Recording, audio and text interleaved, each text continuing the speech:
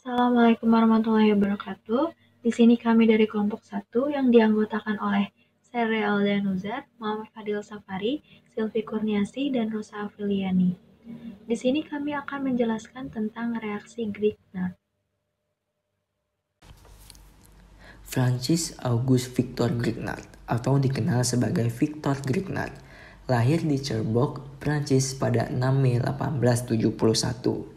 Ia merupakan anak seorang pembuat layar. Karakternya digambarkan memiliki sikap rendah hati dan ramah. Ia belajar di sekolah setempat pada tahun 1883 sampai 1887 dan pada tahun 1889 ia memenangkan beasiswa ke École Normale khusus di Cluny.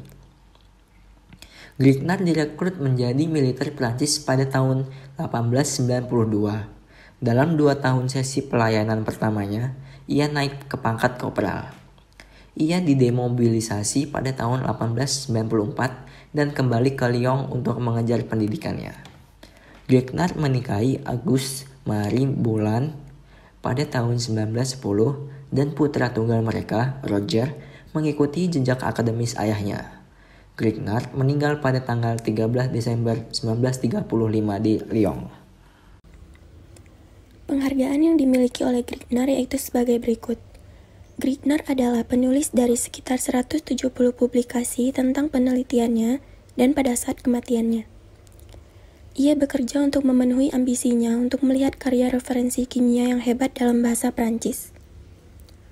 Pada tahun 1905, ia dianugerahi Prix Jacques dan pada tahun 1912 medali Lavoisier. Pada tahun 1912, hadiah Nobel untuk kimia diberikan kepadanya karena penemuannya yang disebut reaksi Grignard. Berbagi hadiah dengan Paul Sabatier yang menerimanya karena metodenya menghidrogenasi senyawa organik dengan menggunakan logam yang terbelah halus. Dalam urutan Legion de Honneur, ia diangkat sebagai Chevalier pada tahun 1912, sebagai Officier pada tahun 1920, dan sebagai Commander pada tahun 1933. Dia juga Profesor Kehormatan Universitas Nancy pada tahun 1931. Dia memegang gelar Doktor Kehormatan dari Universitas Brasel dan Leuven, dan dia adalah anggota kehormatan dari Chemical Society London dan anggota asing dari Royal Swedish Academy of Sciences. Pemanfaatan reaksi Grignard. Contoh reaksi Grignard merupakan langkah kunci dalam produksi industri tamoxifen, yang saat ini digunakan untuk pengobatan kanker payudara positif reseptor estrogen pada wanita. Selanjutnya yaitu mekanisme umum reaksi. Untuk reaksi adisi menggunakan reagen Grignard ini terjadi pada 2 gugus fungsi, yaitu gugus fungsi aldehid dan gugus fungsi keton. Suatu gugus fungsi aldehid atau keton yang memiliki C berikatan rangkap 2 dengan O, di mana C ini parsial positif dan O parsial negatif, ditambahkan dengan reagen Grignard yaitu CnH2n-MgX, di mana X di sini adalah golongan halogen. Misalnya, CH3MgI, di mana CH3 yang bermuatan negatif akan menyerang C parsial positif yang dimiliki oleh gugus fungsi aldehid atau keton.